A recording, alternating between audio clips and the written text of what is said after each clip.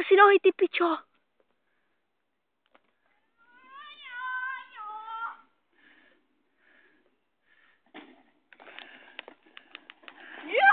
Ten nejezdí.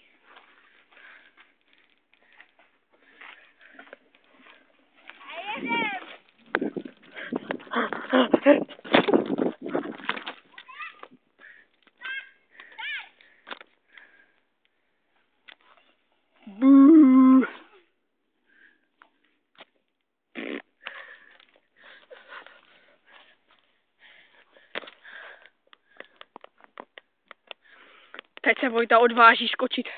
To je nejděsnější skok. Skok mimin. Už se rozjíždí, vidíte to? A spolu se přímo u nás. A další a 3 skoky naraz, viděli jste to? To je nejlepší, děkujeme, nashledanou a pořaduje to Filip Navrátil.